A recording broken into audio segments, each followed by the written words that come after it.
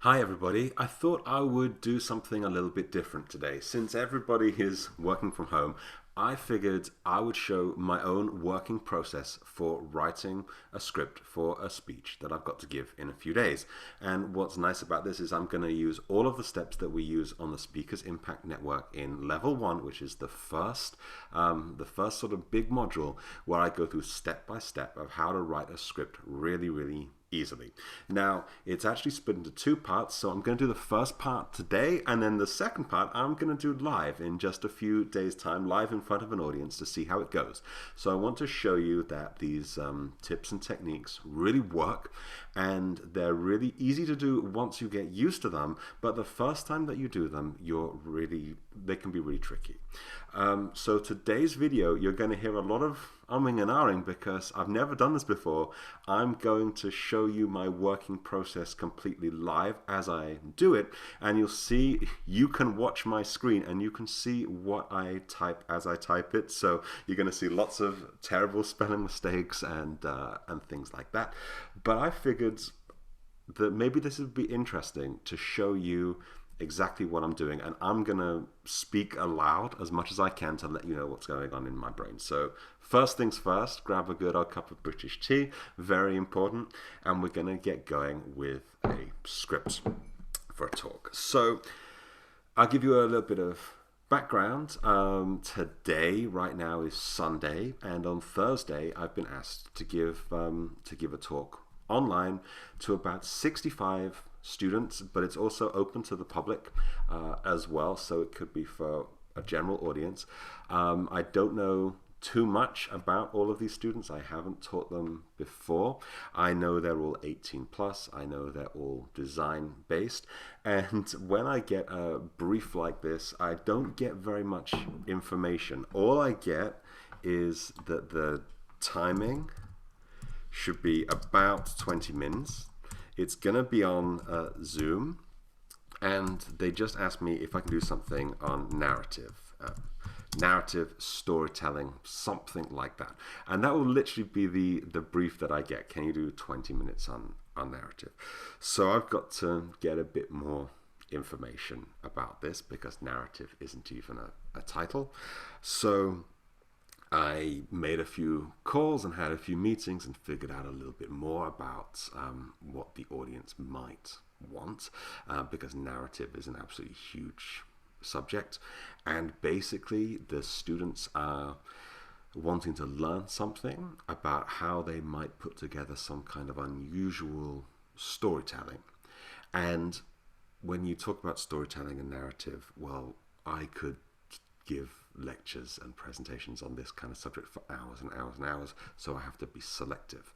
And I've been thinking about storytelling through objects recently, and it turns out that all of the students will be working at home using things that they've got in their own home in order to make interesting stories and interesting videos. So for me, this fits perfectly. So the first thing that I would do if I'm working on this, I'd come up with a rough title, and everything that I do is going to change later on. So I figure out the title, and we will change it in a minute, but it's going to be something like storytelling via objects. This is not a sexy title. This is not a good title. This is just enough to get me started. And when I think about it, I think, well, we've got about 20 minutes. But in reality, on Zoom, a 20-minute talk on Zoom is not really a 20-minute talk. It's more like an 18-minute talk, because you always get the first minute is little introductions and is everybody logged on and all that kind of thing. And the last minute, you don't want to be right up to the time. You need to have a little bit of time for reflection and pause. You've got to give yourself about 60 seconds. So a 20-minute talk then becomes an 18-minute talk. Now, normally, I speak at around 150 words per minute. That's normal, typical talking speed for somebody who is a native English speaker, is around about 150 words per minute. But when I'm talking on Zoom, I tend to go a little bit slower because you don't always get the reaction from the audience, or you have to wait to see what's happening on the camera. So I'll be going at about 130 words per minute. I'll be a little bit slower than the normal 150. So what's that? That is times 18 is about 2,300 words. I like to put a little word count or word target right at the top of my script because it helps me know if I'm going too far over, because sometimes I'm just writing and going off crazy, and sometimes I like to see if I've got enough or not enough, and it can give me an approximation of how long I'm going to speak for. It's not 100% guaranteed, but it's a good little tip. And I'm writing all of this in Google Docs. Google Docs is one of my favorite tools for script writing, largely because any changes that you make are instantly saved, and if you make any mistakes, if you delete something, Google very cleverly saves every time that you go in, and you can go back and see your previous versions. So if you delete something by mistake, or you delete something that doesn't make sense and then you want to come back in and add it in again later, Google has you covered. So that's one of my favorite features.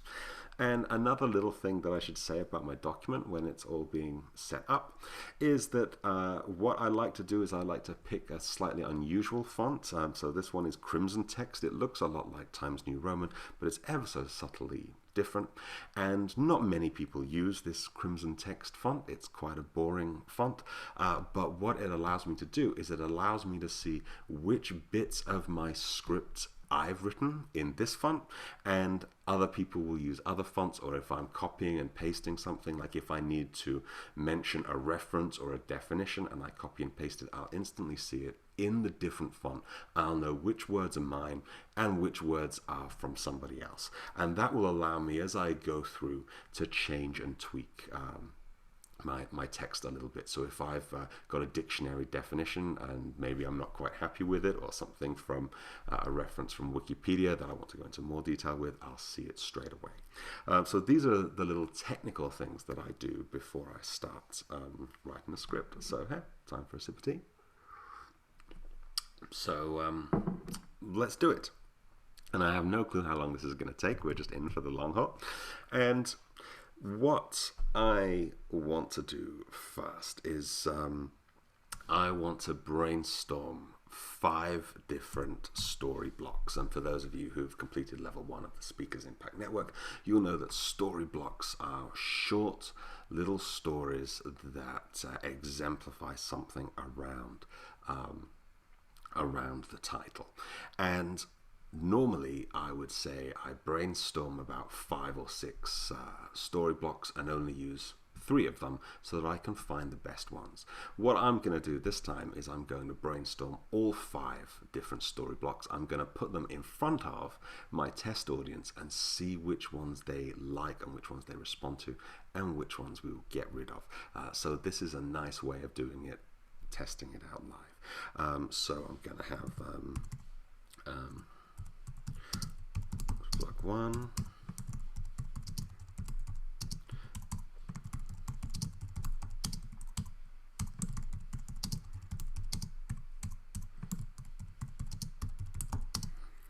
and knocking my cup of tea over there.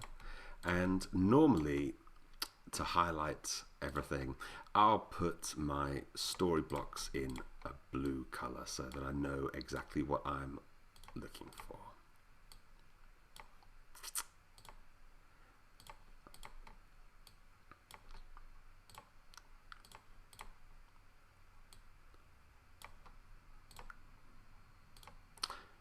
And wrong button. So this is how it's going to look, and I'm going to have some connecting tissue. Connecting tissue is the parts that glue everything together. So I'm going to have an introduction at the start, and I'm going to have an ending at the end, and then I'm going to have some connecting tissue in the middle there. And linking each one of these. And typically, all of this connecting tissue I will put in a nice green color so that we can see it and identify it.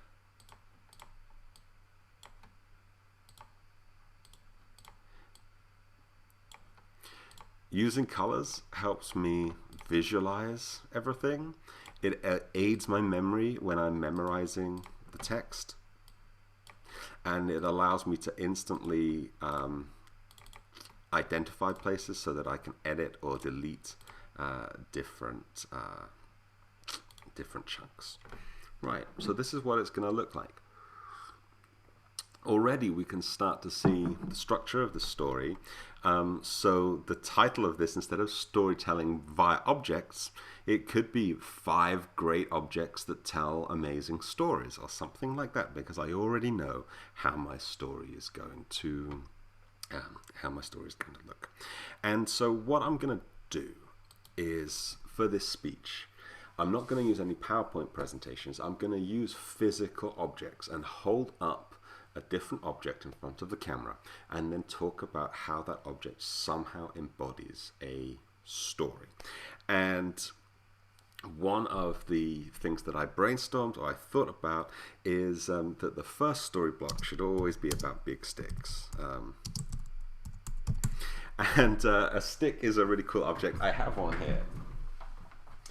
And so this is something that I really like as an object, because a while ago I was teaching a class about toys and playfulness, and we were talking about my son when he was maybe 6 years old. He was completely obsessed with sticks. This is one of his sticks, and he will use this stick as it's the best toy in the world, because it can be, you know, the machine gun, it can be the rifle, it can be the bazooka, it can be Harry Potter's wand, it's a sword, it's a lightsaber, it's a ninja thing, it's whatever you want it to be. When you're a little kid, this stick is the #1 toy, and everybody plays with this as a toy as a kid. Everybody loves a stick, but you can't go to the toy store and buy a stick in the toy store. They should make it as a bestseller. I don't know why I just don't patent loads of sticks and sell them.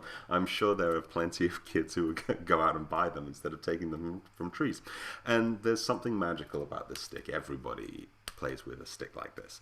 And the nice thing about this is, a stick is just a stick, it's just nothing, you just find it on the ground. But when you put a story to it, it becomes something else. It gives you magical powers. It can be Gandalf's special staff, it can be whatever the hell you like with your stick. And you build a story around it, and you build a world around it. And the story that I will probably tell about this is the story of my son, who would, like most kids, collect loads of sticks, to the point where I had a whole umbrella stand that was just full of sticks. And Max would say to me, "Oh, no, this is my ninja stick, and this is my bazooka stick, and this is my magic wand stick." And sometimes I would just put in a spare stick and he'd go, this one isn't mine. And he would know, because every one of his sticks had a different story and it had a different job to do. And I think that would be really nice, because in this story block, we can talk about, if I flip back to black, we can talk about the story of a stick can be anything. We can talk about toy stores should sell sticks. We can talk about the power of imagination in objects. And maybe we can sort of ask a question to the audience too, about who played with sticks as kids. Everybody. It's a nice all-inclusive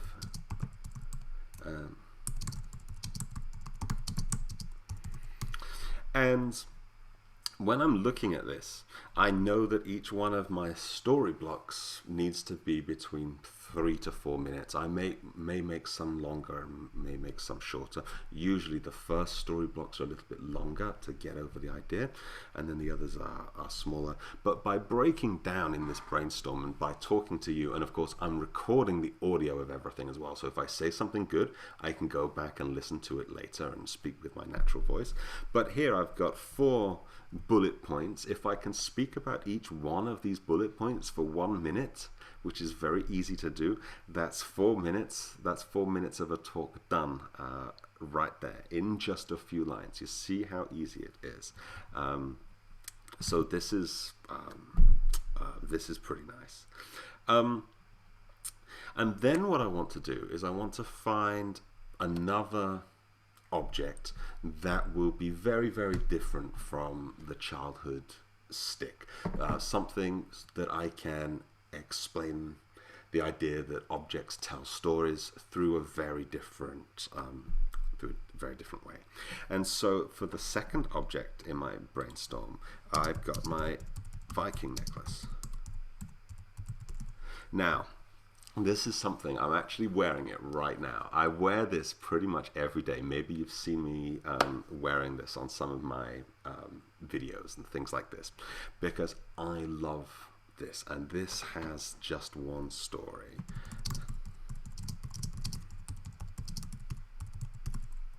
Okay, now, and this is quite a long story, but I can share it with you, because the reason why I wear this all the time, it looks like some strange symbol, if you can see there, and sometimes people ask me what it means. Does it mean something? It's very interesting, and it does mean something, but it means something different than what what you might think. And I love it because for me this is the true necklace of a storyteller. So where this came from was not so long ago. I was at one of those big Viking festivals. There are loads of them around in Denmark, where they have lots of people dressed up in the old-fashioned costumes and living the old-fashioned life, and lots of charging and cheering and jeering and swords and shields and fighting and all of that stuff, and it's fantastic. And as you walk around, you're completely immersed in it, and there were lots of people making old traditional things, clothing, shields, spoons, jewelry, the whole lot. And I went to a blacksmith who was making things out of metal and iron, and he had all of his different things around, and I thought, oh, these are quite nice. Maybe I should get something as a little souvenir. And he'd written on bits of paper what all of the things were and what they were all supposed to do, different knives for different jobs and different things for different things. And I come across this, and on the piece of paper next to it, it said Troll Protector. And I was like, Troll Protector, that sounds interesting. I never thought that I needed a troll protector. I should get a troll protector. So I asked the blacksmith, and I say, what's the deal with this troll protector? And he said, well, if you wear it, it's guaranteed no trolls will ever attack you. And I thought, really, guaranteed? That's pretty nice. That's a pretty good deal. And he said, yeah, in fact, everybody that's ever bought one of these has never been attacked by a troll. And I was like, well, I can believe that. And he said, and I tell you what, if you do get attacked by a troll, you can have your money back. And so I thought, well, this is too good. This is a really good story. So I have to buy this necklace now. And you know what? It's worked 100%. Every day that I've worn this, I've never been attacked by a troll, not even an internet troll. So it works really well.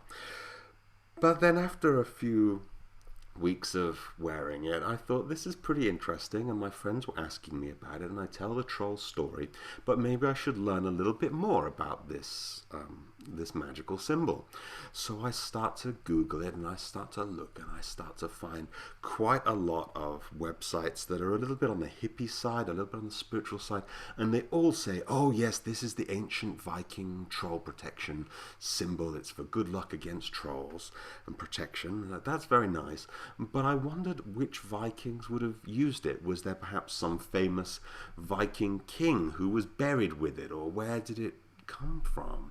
And so I started to look, and I started to dig deeper into historical websites, not just hippie spiritual websites.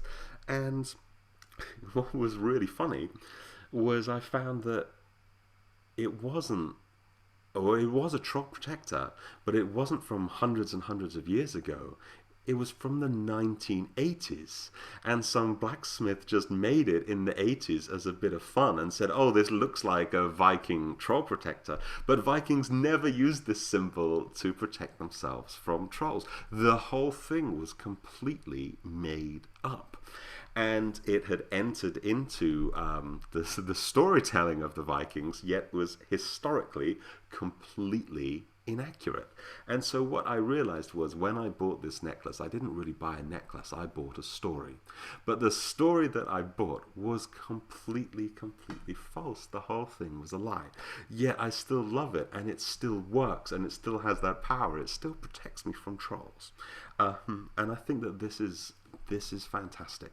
So what I really love, the sort of the moral of the story of this, is that stories are more powerful than history. Stories are more powerful than spirituality. They're more powerful than belief, because when you have a story attached to an object, then that object can be really special. But without the story, this is worthless, and historically this is worthless, and financially this is worthless. You could buy this for a couple of Danish kroner. It's no big deal, yet it's really special for me, because not only does it protect me from trolls, but it reminds me every day of the power of putting a really good story into something, even if it's a completely unbelievable story, to help add value to something.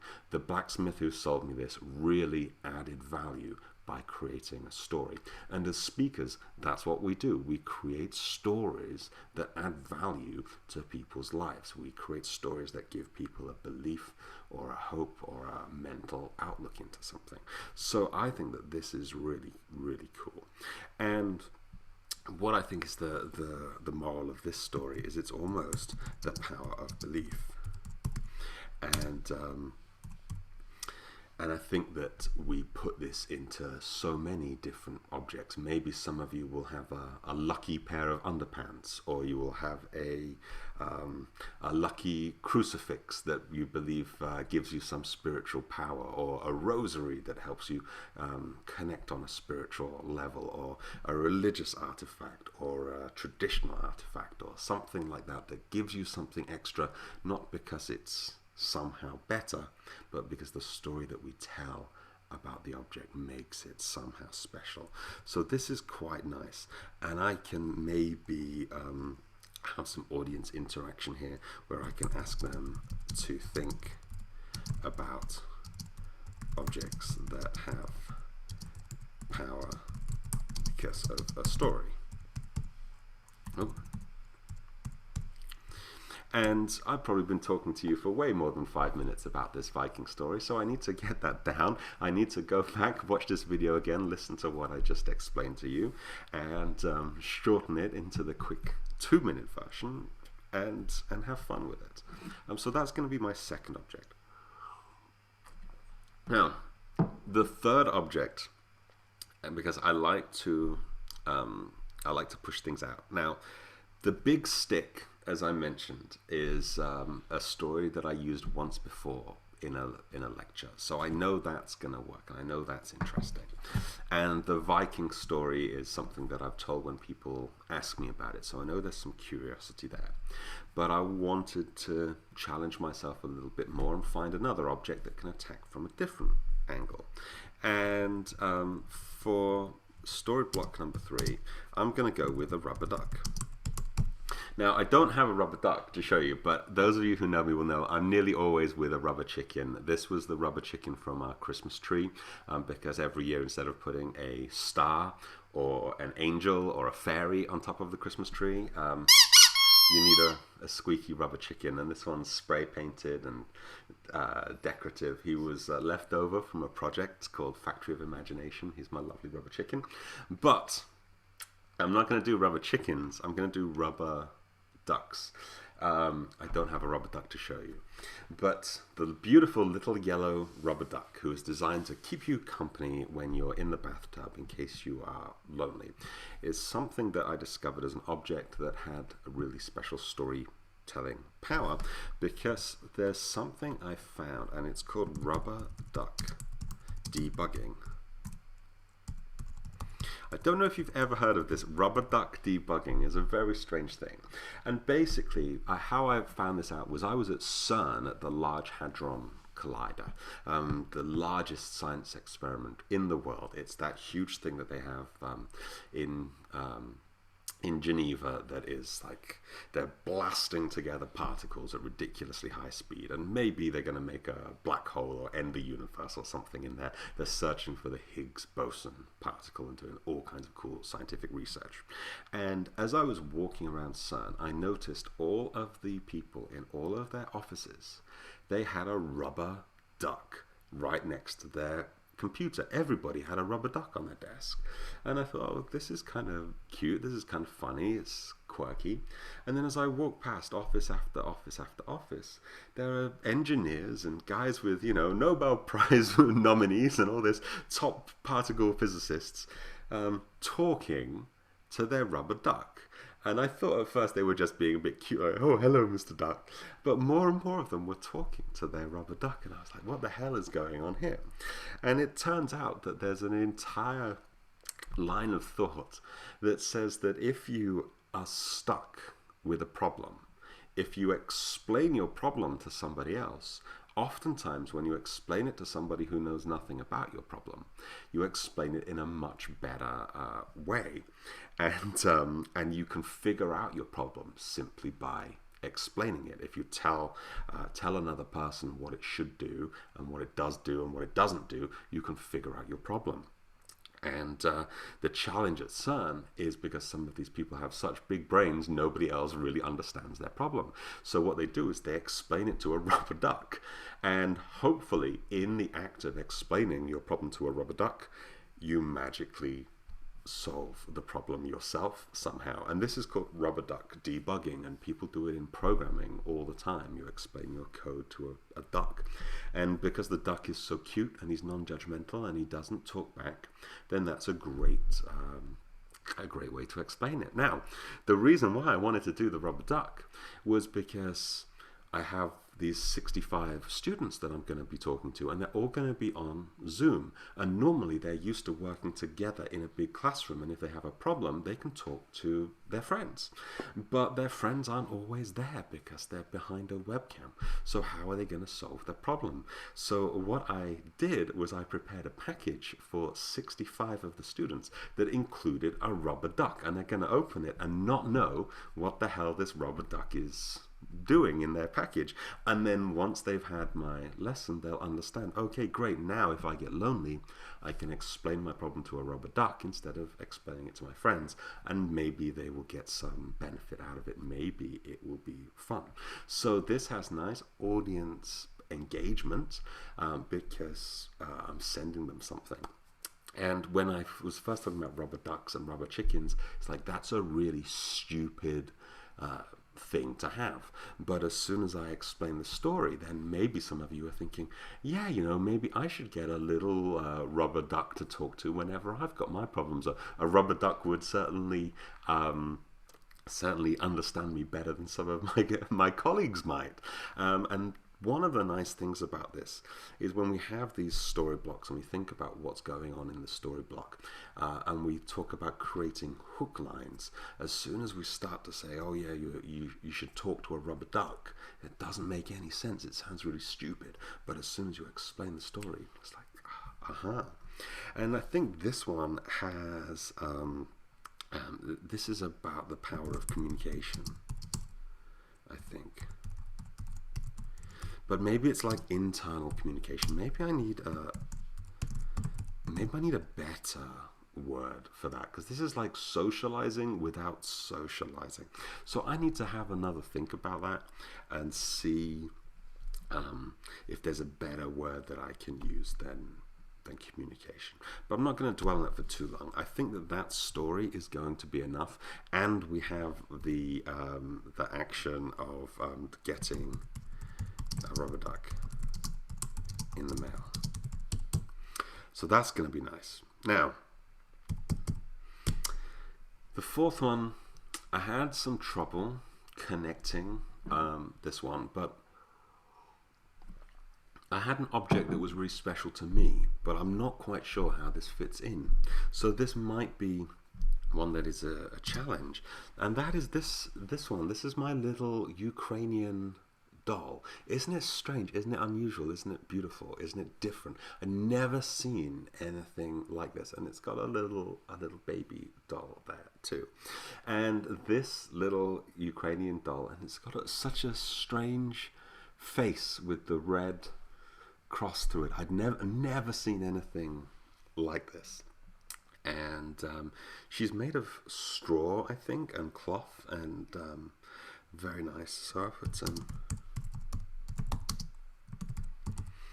So I don't really know the full story behind these Ukrainian dolls, but a very close friend of mine gave it to me as a birthday present to be somebody that sort of had some kind of magical power that would look after you and your house and your family, and had some kind of magic to it, or some kind of good luck. And she told me that many traditional houses in Ukraine will have one of these hidden away somewhere, and they take care of the house somehow.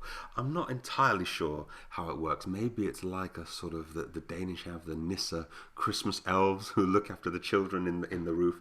Maybe it's something a little bit like that. Or she reminds me a little bit of a worry doll, or something that you can tell a story to, or you tell a problem to, and she'll take care of it. But what I think are that there are totem objects that every house has, these special objects that contain some kind of wisdom or power or magic. And we might have these totem objects in a mystical way, like a good luck charm or a protective charm. Maybe some of you might have a dream catcher, for example, hanging by your bed, or and they have the one called the evil eye symbol, that is the blue and purple eye that protects you from evil in some cultures. But even things like books, we keep books long after we've read them because they are a totem of the wisdom that is contained inside. And the reason why we hold on to books is because it's like the memory of, oh, we have this knowledge even if we're never going to use it. And for me, I have a huge bookshelf, and it's full of hundreds of books, and I'm quite sure that many of the books I will never go back and read again, but I can't bear to ever throw these books out because it contains wisdom. Maybe you have a childhood teddy bear, and your teddy bear is the one that you had ever since you were a little kid, and its eye is falling off and its fur is all ruined, but you would never throw it out. You would never get rid of it because that teddy bear contains so much wisdom and personality from your childhood. So I might start to think about books, and I might think about teddy bears, and I might think about objects that contain wisdom. And of course, they don't really contain wisdom. It's us that contains the wisdom, but we imagine that the wisdom is contained within those objects, and it gives us a place to keep the wisdom. So I think with this one, we can talk about the power of wisdom. What if an object knows more than we do about the world? What if it's seen something more? Sometimes, as well, thinking about this, we have plenty of examples of this, don't we? We have like sentimental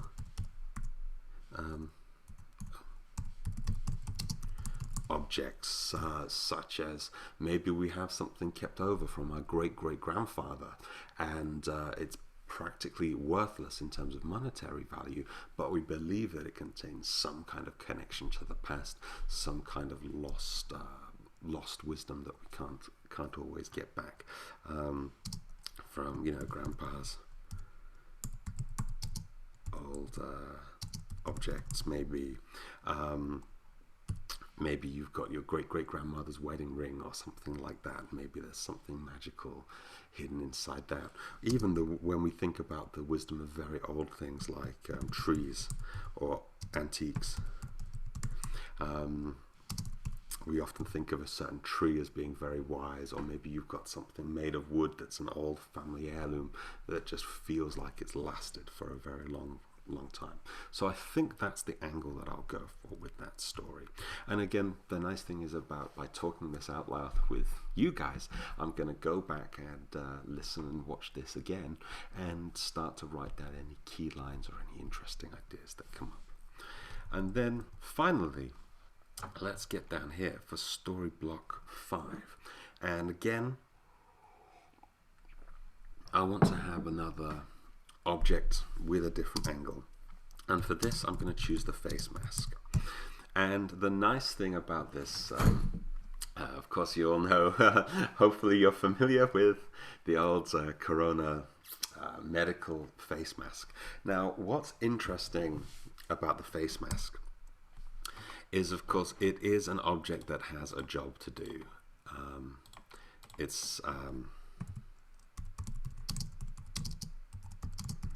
It's a practical object.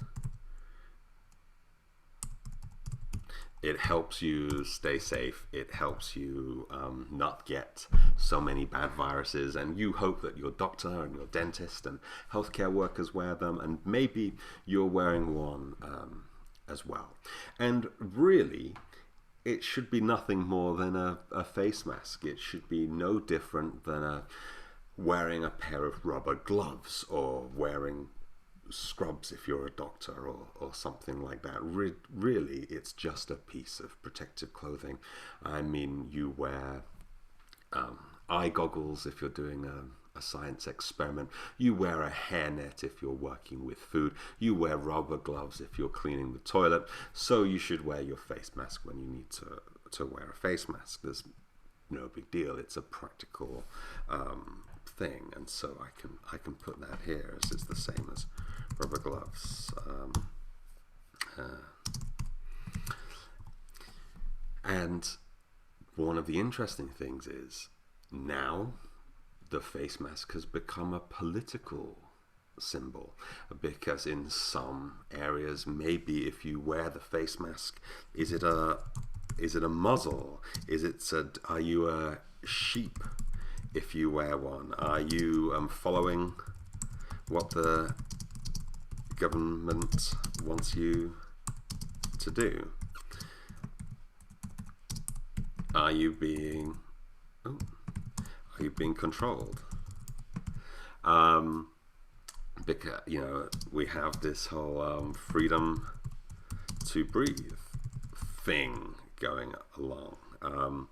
Is this a George Orwell's 1984 thing? Is it a gag? What's going on? So there are lots of negative connotations that have come along with it. Does wearing one in some countries and in some states in America mean that you vote a certain way or support a certain political party? But also, on the other side of things, is it about protection? Is it about care? Is it about respect? Do you say, I'm wearing this mask to help look after the people that I love? Is it by wearing this mask I show strangers that I care about them because I'm not coughing and sneezing all over them? Does it show that I'm doing something nice? Or is it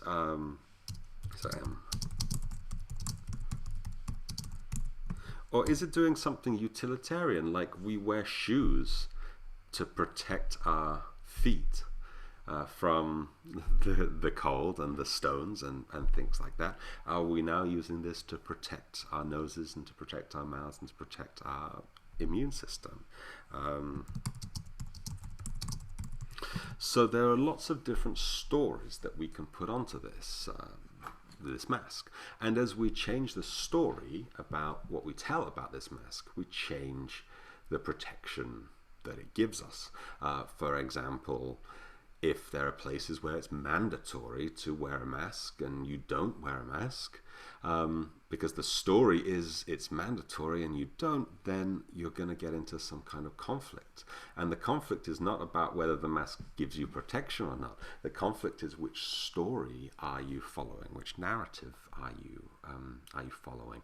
It doesn't matter whether you believe it or not, but if you believe in something different to what the other tribes believe, the other groups of people believe, then you're led to conflict. So is there something tribal in here? And does this start to lose its protective power if not everybody believes the same story? If you believe the story that this is going to help you and everybody wears it, then it helps everybody. But if only half the people are wearing it and half aren't, it loses its protective power.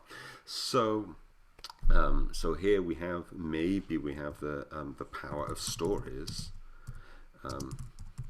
to protect. And when we think about this, this is fairly normal. We have plenty of childhood stories that protect us. There's lots of, for example, many children's stories like, I don't know, Little Red Riding Hood and Hansel and Gretel warn against the dangers of going off into the forest, because not so long ago, wandering into the forest would get small children eaten by wolves. So it's better to tell the kids stories about don't go into the forest because you might get eaten by wolves, than wait for your child to go into the forest, wait for them to get eaten by wolves, and then be like, well, you should have known it was dangerous. So we have stories about protection too, and this is nice because I can then ask the audience about stories that protect them, because plenty of stories, plenty of narratives protect us mentally and physically.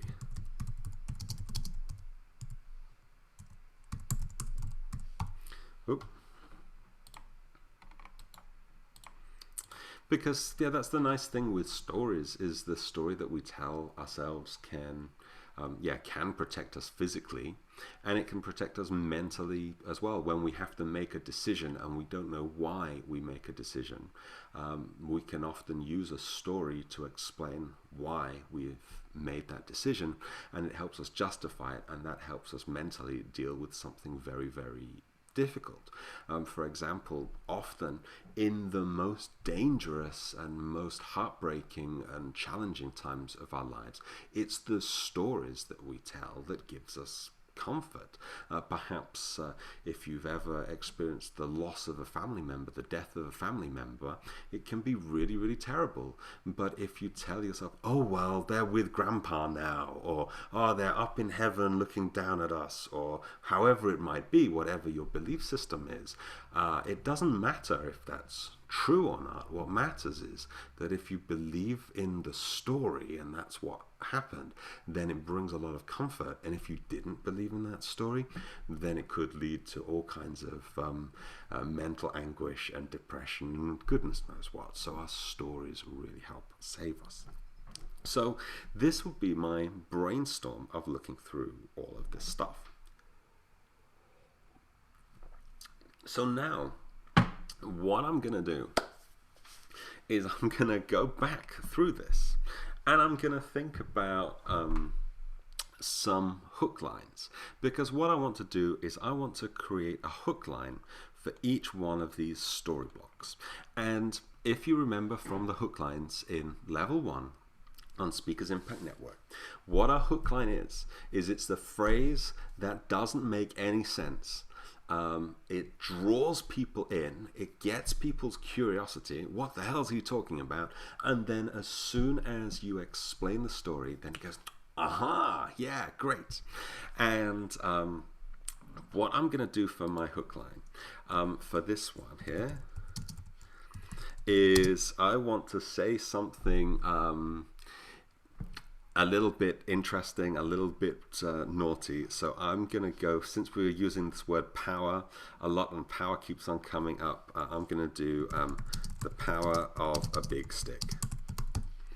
And this is going to be a really nice hook line. And I know it's going to be a nice hook line because I tested this out in a meeting the other day. And I said, yeah, I really want to talk about the power of a big stick. And as soon as you say the power of a big stick, if you say it quickly, it sounds maybe a little bit rude. Is it a little bit sexual? Are we talking about big dicks, not big sticks? Is it a play on words? Are we going to see some toxic masculinity here? Are we going to see some big dick energy? And what is the power of a big stick? Are we going to hit somebody over the head with it? Is it sexual? Is it whatever? We don't know. So as soon as you say, let me tell you a story about my big stick, possibly it's rude, possibly it's naughty, you're going to listen, you're going to pay attention. So there's some fun that you can have with that. And then you go, well, what the hell is the power of a big stick? But it's more interesting than me saying, here is an object about narrative. If I go, what's the power of a big stick?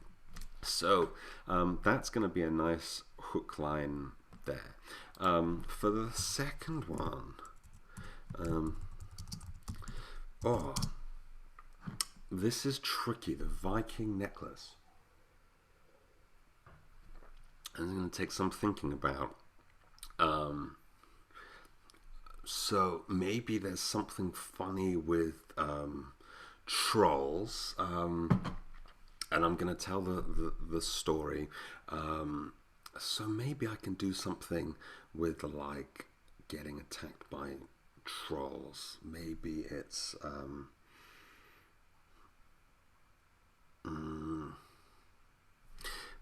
I want to make like a little joke about this, something.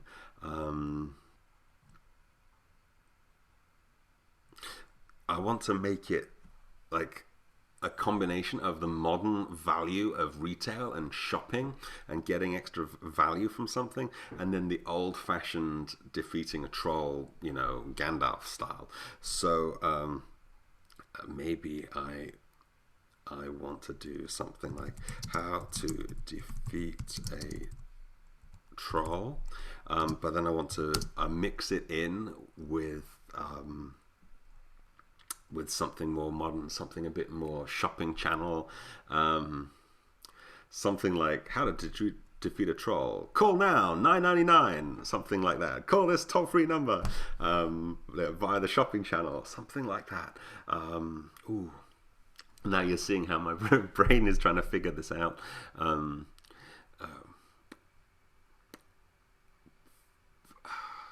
Yeah, because I don't want to give it away. I don't want to say I'm defeating a troll with a story. I want to say maybe it's how much does it cost to defeat a troll? How much does it cost to defeat a troll? Okay, so this is a nice hook line because it's curious. You defeat a troll, what the hell does that mean? And how much does it cost to defeat a troll? And why would you ever need to pay to defeat a troll? So there's something in there that is curious and weird, and it doesn't really talk about objects and narrative and storytelling. It's going to pull people in. So if people want to know how much it costs to defeat a troll, what the true value is, it's probably about 30 krona, something like that. Now the rubber duck. A good hook line for rubber duck. I actually like the phrase rubber duck debugging because it's so weird, and it's so unusual thinking of a plastic duck in computer programming. But maybe it needs to be more instructional. Maybe it needs to be like how to talk duck. Maybe it's how to talk to a duck. How to talk to a duck? Is it quack? Is that the obvious answer? Maybe it's don't say quack to a duck. There we go.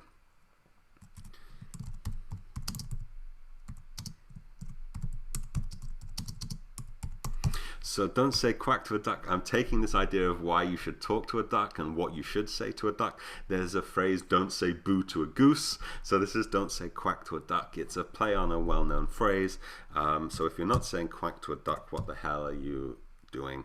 It's weird, it's funny, it sounds childish, it's on the farm kind of thing.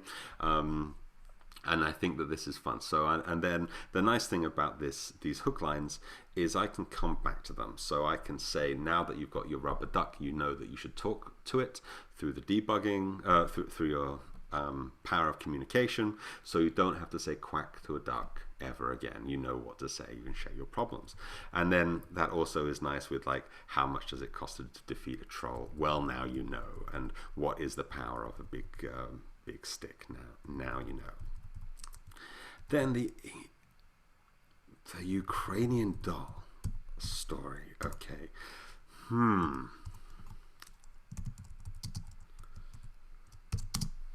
This is gonna take some more tea.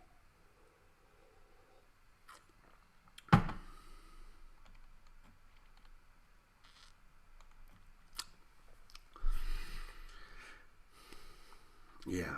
This one is a challenge because I'll admit I don't know so much of the story of this little doll.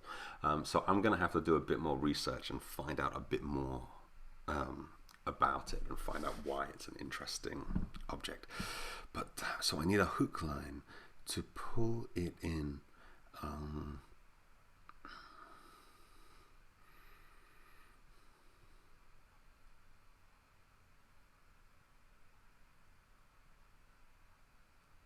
But since we're talking about wisdom, and since we're talking about dolls, oh yes, of course, we can spin it around a little bit. If we're talking about wisdom and dolls, and then I think, well, what is the doll that has the least wisdom? And we often talk about a Barbie doll being the dumb blonde Barbie doll. So my hook line will be just how wise is a Barbie doll? So this is a nice question. When we think about Barbie dolls, we don't necessarily think about them being wise. And what will be nice is comparing the dolls, and I can play around with that as well and talk about objects that are wise, and that meets in nicely with the childish object of the teddy bear.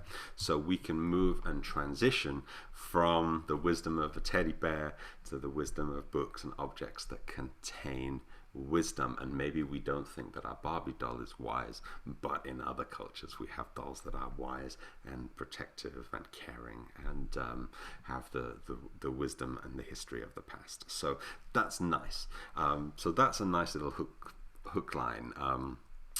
And you can start to see that these things, just how wise is a Barbie doll, don't say quack to a duck, these titles might pull you in. They could easily be titles of a blog post or a clickbaity YouTube video or the chapter of a book or even the title of a book. If you can imagine your hook line being the title of a book or the subtitle of a book, then you can tell that you've got a good hook line.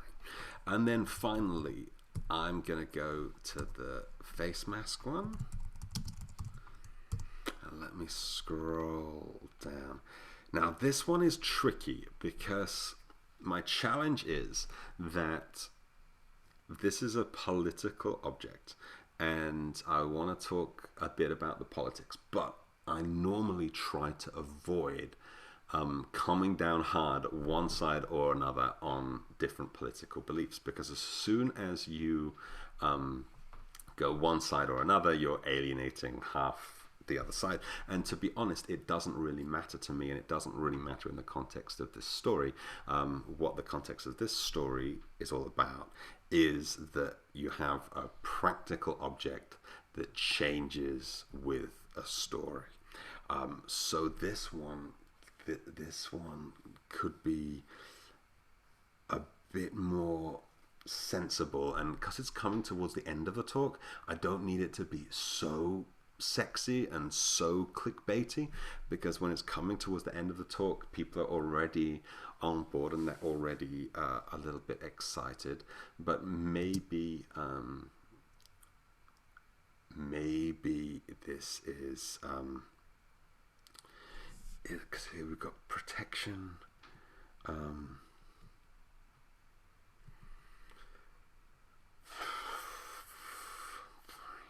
practical, we've got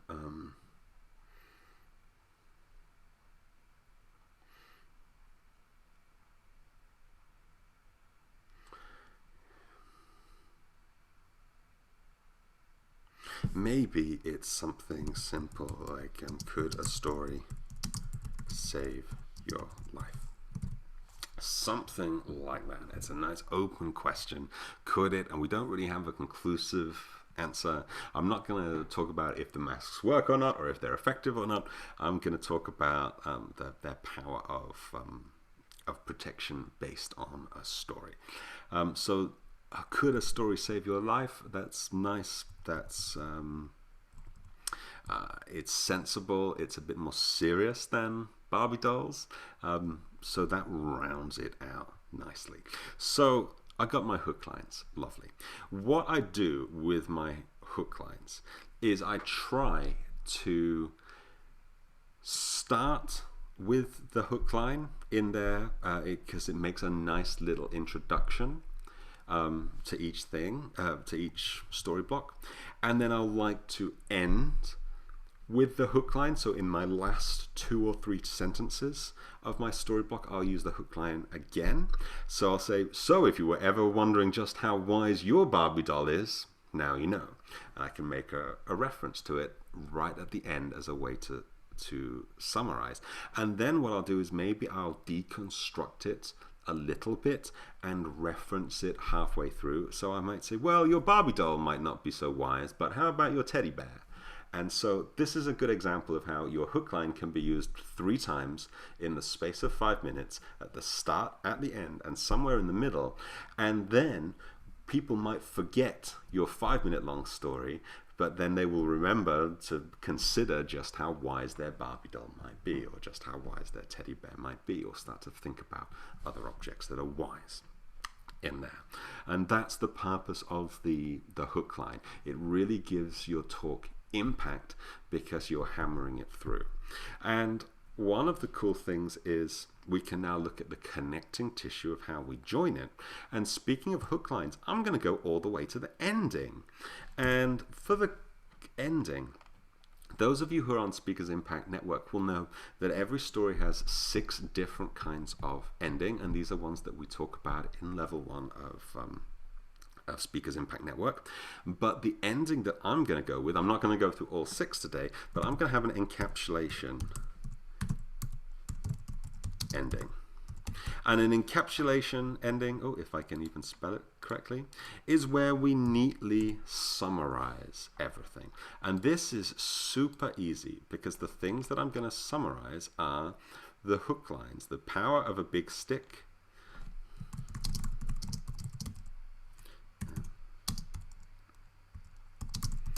how much it costs to defeat a troll,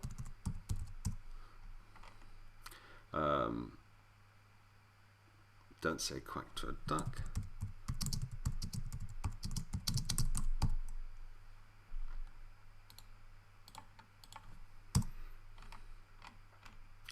and how wise is it?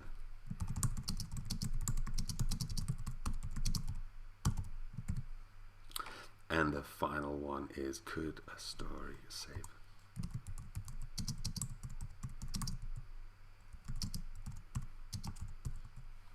And what I'm going to do is I'm going to order these in a nice way as I encapsulate them. So I'm going to start with, so could a story save your life? And then I'm going to go with this one. And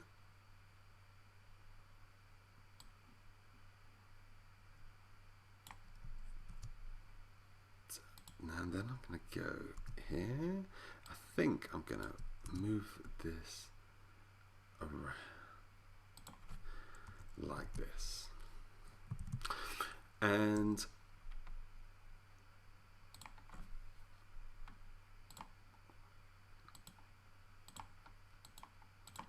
the nice thing about recording the audio and playing this back on the video is that I can practice how I might create an encapsulated ending. And what I want to do is I want to make little connections between each one of these 5. So I can say something like, well, could a story save your life? Maybe, maybe not. But it could certainly add value to your life. At least enough value to sell you a necklace that will protect you completely from a troll. And that might sound silly. But if you've got a problem that sounds silly, you can always share it with your rubber duck. Your duck might not talk back, but he's certainly wiser than your Barbie doll.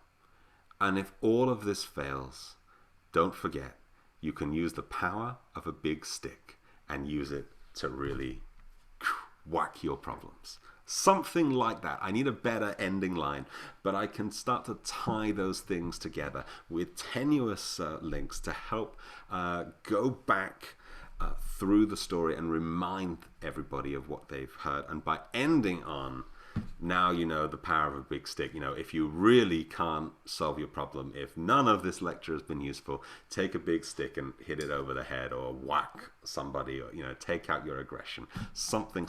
I'll do something fun with it in the ending. So that's how my ending is starting to look.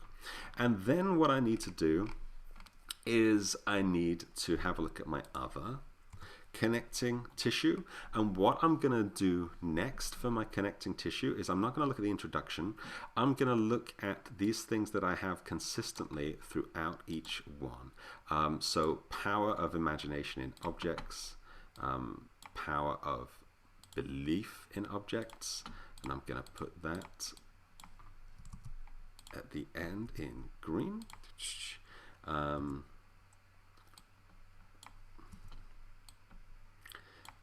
I'm going to take my power of communication. I'm going to change that slightly to a better word. I might look up a better word in a thesaurus a little bit later on.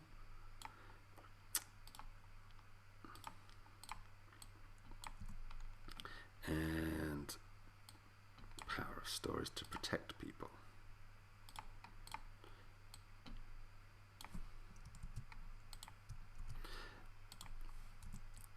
And what I'm able to do is, by using this consistent device of power of something, I can very easily link one story to another. So I can say at the end of the big sticks, well, we've talked about the power of imagination in objects, but what about the power of your belief in objects? How much does it cost to defeat a troll? And that's a really nice link. We've transitioned from one to another in the space of 2 lines. And then, well, now we've talked about the power of belief in objects, but what about the power of communication? And why we shouldn't say quack to a duck? Let's see. And so these can make for really nice transitions. The cool thing with connective tissue is oftentimes it only needs to be 1 line or 2 lines. It can be very, very short. And in the Speakers Network, Speakers Impact Network Level 1 training course, you will see loads of examples of different kinds of connecting tissue. There's 100 different kinds of ways that you can do. I'm showing perhaps one of the most simplest. The nice thing about this is, because my connecting tissue is consistent through each one, the power of this, the power of that, if I need to delete one of these stories, let's say I want to go down from 5 stories down to 3, then it doesn't matter which 3 I delete, because my connecting tissue will always be consistent. We've talked about the power of this, now let's have a look at the power of that. So the nice thing about this is I can shorten this talk, or I could expand it. I could talk about the power of 50 different objects. And a fun thing that I might challenge my students to do is to find their own objects and find which powers those objects hold inside through the power of narrative, through the power of story, and they might bring even more new examples that could then be added to this talk. And this talk could go from a 15-minute talk or a 20-minute talk to an entire coffee table book talking about the power of objects in this consistent way. So you can see how you can take a very short idea. Each one of these story boxes is only 3 minutes, but repeated enough times, it can become incredibly interesting and incredibly diverse. And maybe you're thinking, oh yeah, I wonder what powers of objects I've got. That's what I'm going for, because by showing people different objects from different angles and giving them different power, but all through stories and narrative, I'm hoping it will get their brains flowing. And then, of course, for the introduction, for this, I will just figure out how I'm going to introduce myself to them. Most of them know me or know of me, so I don't need a big introduction as to who I am. But what I do need is I need an introduction where I get permission from them to be curious, where I need to be very clear, and I'm going to say, well, for the next 20 minutes, I'm going to share with you some weird things about the power of narrative and storytelling, and they're going to be things that you've never thought about. They're going to be things like just how powerful is a big stick, or how much does it cost to defeat a troll, and have you ever wondered what you should and shouldn't say when you talk to a duck? And as soon as I say, have you ever wondered what you should or shouldn't say when you talk to a duck? People, what the hell is this? And then you say, well, I'm going to reveal all of these things and a few more as we go forward. So if you're curious and with your permission, I'd like to begin. Does that sound good? And of course, they will all nod and say, yes, that sounds good, because there's no other choice. They're there to listen to you for the next 20 minutes, and if they don't want to listen, they won't show up. So by asking the audience for permission in that way, and I'm going to tell them what I'm going to tell them, then I tell them, and then at the end I tell them what I told them. And that's a very classical thing of explanation. Tell them what you're going to tell them, then you tell them what you told them. Oh, that's a bit of a tongue twister. And hopefully this will be a lot of fun. So this gives me a bit of an outline. And then what I'm going to do, my next steps are that I'm going to take this as an outline. Maybe I'll put a little bit more work into it. Maybe I'll tweak it with a few more notes. But this will give me enough to make a 15 to 20 minute presentation and have a lot of fun. And I'm going to do this on Thursday live with a bunch of my students. And whilst I do that on Thursday, I will record it, and maybe I'll share the video with you as well so that you can see how it looks.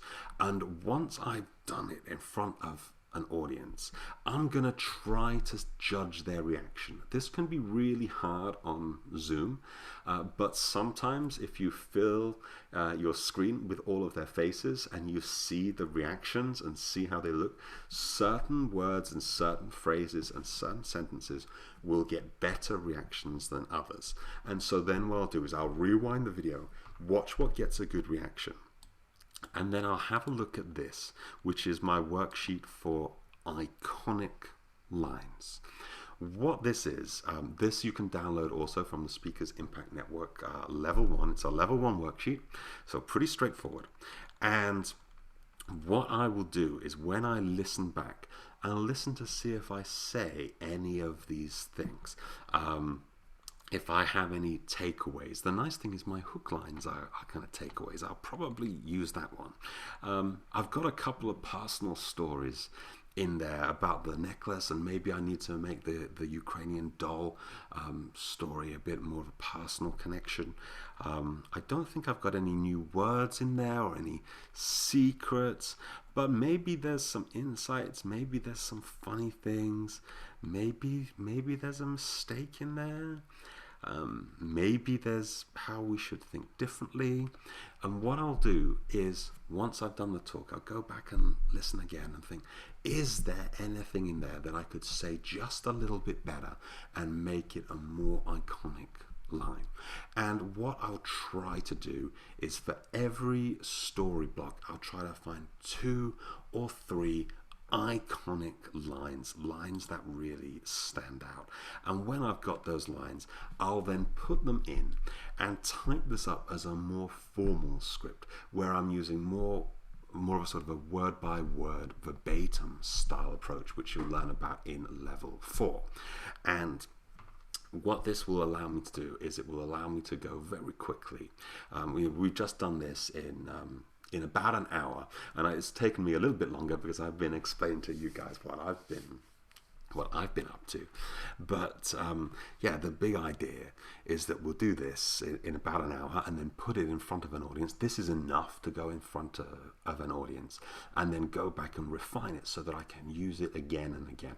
Because I think, I'll be honest with you, looking at this now, I think that the big stick one, the Viking necklace, the rubber duck, that's quite fun. So those 3 stories, I know for sure I can use again and again and build on. The Ukrainian doll one, I know it's going to be a bit of a challenge, but I'm hoping, since my audience is international, they might have more stories as well, and I can flesh out this story a little bit more. And the face mask story, I'm hoping that this story might not be relevant in a few months' time. I'm hoping when this current corona situation passes, that the face masks will be a thing of the past, and people will be like, face masks, nobody cares about the story behind face masks anymore. And maybe there's something else in there as well. It could be something new that's coming up. So this is one that I can flip out every couple of months. I can add a new story in to keep it fresh with whatever the trends are. And perhaps over time, I'd like to expand this to 10 objects, 20 objects, 100 objects, and see how it goes. It would be wonderful to create this almost as a museum of different objects with different stories in, and looking at how the story changes the object. So this is showing you how, by doing something like this, spending an hour to work on a 20-minute talk, if it gets popular, if it gets picked up, it could turn into a book, it could turn into a real-world exhibit, it could turn into something much, much longer, it could turn into a workshop where people write their own stories about their own objects. There's a lot of scope for this to go further, and you've got to always think big. So from this little 1-hour brainstorming, potentially we've created a lot of expansion if it resonates with the audience, and if the audience like it. If the audience don't like it, then we go back to square one. We haven't wasted anything apart from an hour of our time here today. So the risk is very low. The rewards are absolutely huge. And I hope this has been interesting to show you step by step just what I do when it comes to level 1, just how easy and straightforward it can be, and just how fast it can be. And you can imagine that the more that you practice this, you could get this down to creating this in an hour, in half an hour, in 15 minutes maybe, if you've got a lot of stories ready to go. So it's really simple, really straightforward. So I hope you've enjoyed seeing a little bit about this. It's a little bit rough and behind the scenesy, and I look forward to sharing with you and showing you how the final speech turns out on Thursday, and then how we turn that into a more elaborate script to make something that's a lot more precise and a lot more polished and a lot less rushed. So cool. Thanks for joining, and see you next time on the Speakers Impact Network.